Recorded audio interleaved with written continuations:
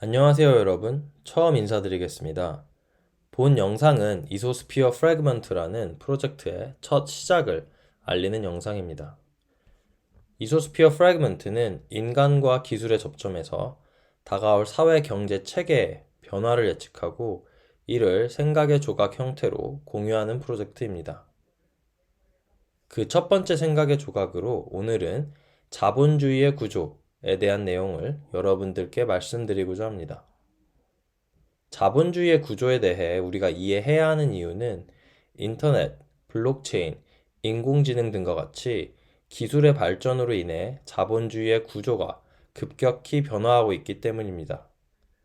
자본주의의 구조는 우리 삶 모든 부분에 큰 영향을 미치며 그 변화의 본질을 정확히 이해해야만 미래에 대비해 경쟁력을 확보하고 발생 가능한 부작용을 최소화할 수 있기 때문입니다. 오늘날 우리의 경제가 상당 부분 인터넷을 매개로 작동하는 만큼 오늘은 정보사회라는 컨텍스트 하에서 감시와 싱귤러리티라는 개념이 자본주의의 구조와 어떠한 관계인지도 함께 생각해 볼 예정입니다. 들어가기에 앞서 제가 지적 탐구를 진행하는 방법에 대해 간단히 말씀을 드리겠습니다. 인간과 사회에 대해 이야기함에 있어 저는 다양한 분야의 지식들을 짜집기 할 예정입니다. 이는 2021년 세상을 떠난 미국의 패션 디자이너 버지 라블로의 3% 규칙에서 영감을 받았는데요. 기존 사물이나 아이디어가 새로운 것이 되기 위해서는 3%만 변경하면 된다라는 것입니다. 왼쪽에 있는 마르샬 듀샹의 샘이라는 작품에서처럼 화장실 변기와 같이 이미 만들어진 기성품도 어떠한 컨텍스트에서 어떻게 바라보는지에 따라 예술이 될 수 있는 것처럼 말이죠. 저도 이러한 이른바 뒤샹적 관점에 깊이 공감하고 있어 다양한 소스로부터 정보를 획득하고 이를 조합해 여러분들께 제공할 예정입니다. 인간의 본성이 다층적이고 비정형적일 뿐만 아니라 인류가 처한 기술, 사회적 환경의 변화 속도가 매우 빠르다는 점을 고려하였을 때 저는 학문적 완성도 및 정합성보다는 인류의 미래에 중요한 질문을 던지는 일종의 예술적 가치에 더 많은 초점을 둘 예정으로 이론적 오류가 있을 수 있다는 점은 미리 양해를 드리며 앞으로 많은 건설적 비판을 부탁드리겠습니다. 본론으로 들어가서 오늘 소개시켜 드릴 프레임워크는 다음과 같습니다. 앞서 말씀드린 것처럼 이는 자본주의의 구조에 대한 것으로서 쇼샤나 주보프 교수의 감시 자본주의의 시대라는 책에서 영감을 받은 것입니다. 매우 단순해 보이지만 단순한 만큼 표면적 현상을 넘어 보편적이고 본질적인 법칙을 탐구하는 데 유용한 도구입니다. 사실 프레임워크의 내용은 간단합니다. 경제 시스템에 인풋을 투입하여 이를 생산 수단을 통해 가공하여 아웃풋으로 생산해 내는 것이죠. 시대에 따라 정치, 기술적 상황이 변화하게 되고 이는 경제 시스템에 투입되는 자원과 이로부터 생산되는 산출물을 결정합니다.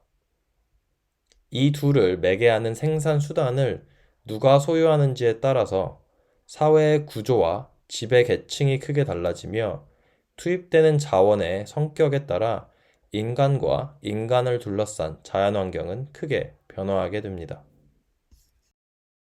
예를 들어 다음에서 보시는 그림은 유럽 중세 시대의 농경사회를 묘사한 것입니다. 당시 가장 지배적인 형태의 경제활동은 토지를 경작하여 농산물을 생산하는 것이었습니다. 랜드로드라 불리는 지주들이 지배계층이었으며 일반 사람들은 농노나 소작농으로서 일했습니다. 빠르게 시간을 돌려 산업사회로 오게 되면 새로운 형태의 자본주의 구조의 탄생을 목격할 수 있습니다. 가장 대표적으로는 헨리 포드의 컨베이어 벨트를 생각하시면 될 것 같습니다. 산업 자본주의의 핵심은 천연 자원을 공장에 투입하여 다양한 산업 생산물을 생산하는 것입니다. 이때 이른바 캐피탈리스트라고 하는 자본가가 새로운 지배계층으로 떠오르게 되었고, 많은 사람들은 노동자로서 공장에서 일하게 되었습니다. 다음으로 정보사회에 대한 논의를 이어가기 전에 농경사회와 산업사회의 경제구조를 비교하면서 흥미로운 사항 하나를 언급하고 가면 좋을 것 같습니다. 농경사회의 지배적인 생산수단이었던 토지는 자연 발생적인 데 반해 산업사회의 지배적인 생산수단인 공장은 인공적이라는 점입니다. 인공적이라고 하는 것은 인간이 생산할 수 있다는 것을 의미합니다. 일례로 토지의 경우 인간이 많이 생산하고 싶더라도 자연적인 공급의 한계가 존재합니다. 하지만 공장의 경우 그 자체로서 생산 가능하고 따라서 축적의 대상이 될 수 있습니다. 인류 전체의 사상에 큰 영향을 미친 독일의 철학자이자 경제 역사학자인 카럴 마르크스가 지적했던 대로 생산수단 자체를 생산하는 것이 가능해지고 축적의 대상이 될 수 있음에 따라 현재 우리가 알고 있는 형태의 자본주의가 탄생하게 된 것이죠. 시간을 좀 더 돌려 현대의 정보사회로 오게 되면 자본주의의 구조가 다시 한번 큰 변화를 맞게 됩니다. 이때 큰 변화는 경제 시스템에 투입되는 자원이 물리적 자원이 아니라 가상의 데이터라는 점입니다. 우리는 우리 삶의 다양한 부분을 자발적으로 정보화하고 디지털화된 정보는 주요 생산 수단인 인터페이스를 통해 수집되어 알고리즘을 통해 처리됩니다. 정보화 사회는 인터넷의 등장으로 본격화되었고 스마트폰의 등장과 함께 우리 삶 곳곳에 빠르게 스며들었으나 아직 그 역사가 짧고 블록체인과 같은 새로운 기술이 등장함에 따라 다양한 구조의 자본주의 모델이 시도되고 있어 지배적인 구조가 무엇이 될지 아직은 불확실한 상황입니다. 하지만 단연 눈에 띄는 것은 인공지능의 등장이며 이를 중심으로 새로운 자본주의의 구조가 형성될 가능성이 상당히 높다고 생각됩니다. 이 지점에서 서두에서 언급한 것처럼 하버드의 쇼샤나 주보프 교수에 대한 이야기를 하면 좋을 것 같습니다. 주보프 교수는 그에 져서 감시 자본주의의 시대에서 오늘날 구글과 페이스북으로 대표되는 디지털 자본주의를 감시 자본주의로 규정하고 있습니다. 그에 따르면 우리 시대의 지배적인 자본주의의 형태인 감시 자본주의에서는 천연자원 대신 인간 천연자원이 경제 시스템의 인풋으로 투입된다고 합니다. 우리가 흔히 데이터라고 부르는 것이죠. 이러한 인간 천연자원을 기계지능이 가공하게 됩니다. 여기서 흥미로운 점은 생산물의 형태인데요. 그는 감시자본주의의 최종 생산물을 인간 행동 예측이라고 정의하고 있습니다. 소셜미디어, 검색 엔진 등은 우리들의 데이터를 취합하고 분석하여 우리가 다음번에 구매할 가능성이 높은 제품은 무엇인지 우리의 행동을 예측합니다. 우리의 미래 행동에 대한 예측 자체가 광고주들에게 판매되는 상품이 되는 것이죠. 여기서 주목할 만한 점은 인간 자체가 경제 시스템에 투입되는 원자재가 된다는 것입니다. 이를 산업사회의 자본주의의 구조와 비교해보면 앞으로 다가올 미래를 예측해 볼 수 있습니다. 특히 우리는 과도한 산업화로 인해 지난 수백 년간 인류가 자연을 파괴해 왔다는 사실에 주목해야 합니다. 자본주의는 자본의 축적이라는 목표 아래 경제 시스템에 투입되는 자원에서 끊임없이 가치를 추출해냅니다. 이 결과 수백 년 동안 이어온 산업화는 인간의 삶의 터전을 상당 부분 파괴하였고, 우리는 그 여파로 기후변화와 글로벌 팬데믹 같은 초유의 생태학적 위기를 겪고 있습니다. 이러한 관점에서 이전 도표를 다시 보게 되면 우리 인간의 운명이 산업화에 의해 파괴된 자연과 비슷한 운명이라는 것을 알 수 있습니다.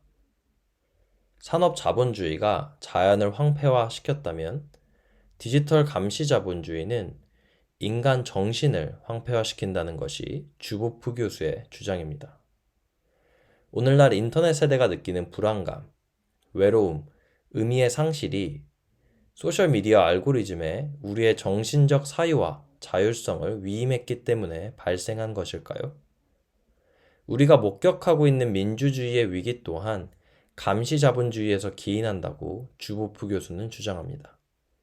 민주주의가 잘 작동하기 위해서는 시민의 자율성과 숙고가 필수적인데 감시 자본주의는 이를 약화시키기 때문이죠. 이러한 감시 자본주의에 의한 인간 자율성과 정신의 파괴를 막기 위해서 중요한 것이 블록체인 기술입니다. 블록체인 기술은 암호학과 경제학을 통해 개인의 데이터 주권을 보장할 수 있는 기술로서 인간 자율성과 정신을 보호하기 위해 매우 중요한 도구입니다.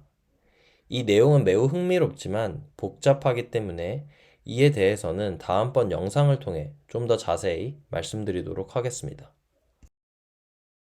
다음으로 넘어가서 마지막으로 자본주의의 구조에 매우 큰 영향을 미칠 중요한 요소는 최근 챗 GPT와 GPT-4로 인해 사람들에게 많이 알려진 인공지능과 싱귤러리티라는 개념입니다. 미국의 컴퓨터 과학자이자 미래학자인 레이 커즈와일의 특이점이 온다 라는 책으로 우리에게는 잘 알려져 있는데요. 싱귤러리티는 간단하게 이야기하면 인간보다 뛰어난 초지능이 스스로를 개선하여 지능 폭발을 일으키고 비생물학적 지능의 총합이 생물학적 지능의 총합을 뛰어넘는 시점을 의미합니다. 싱귤러리티가 중요한 이유는 생산수단의 성격을 변화시키기 때문입니다. 앞서 이야기한 것처럼 농업사회와 산업사회의 가장 큰 차이점 중 하나는 생산수단이 자연 발생적인지 아니면 인공적으로 생산 가능한지 여부입니다. 산업사회의 생산수단은 생산과 축적의 대상이 되고 이는 현재 우리에게 익숙한 형태의 자본주의의 구조를 탄생시켰습니다. 산업 자본주의 때까지만 하더라도 생산수단은 인간이 충분히 통제 가능한 영역에 존재하였습니다. 하지만 싱귤러리티가 도래한다면 우리 시대의 지배적인 생산수단은 인간에 의해 통제 가능한 수준을 넘어서게 됩니다. 이는 우리에게 익숙한 자본주의의 구조 자체를 근본적으로 뒤흔들게 될 것이며 우리는 우리의 의식이 미처 다 이해할 수 없는 사회 경제 질서 속에서 살아가게 될 것입니다. 이때 가장 중요한 것은 인공지능의 발전과 인간의 행복을 일치시키는 얼라이먼트가 될 것입니다. 마르크스가 약 170년 전 자본주의의 문제점을 지적했던 것처럼 우리도 우리 시대의 지배적인 형태의 자본주의와 생산수단에 대해 명확히 이해하고 부작용을 최소화하며 개인의 행복과 사회의 번영을 일치시키기 위해 최대한 노력해야 할 것입니다. 지금까지 영상을 시청해 주셔서 감사드리며 다음번에는 또 다른 생각의 조각을 들고 찾아뵙겠습니다. 감사합니다.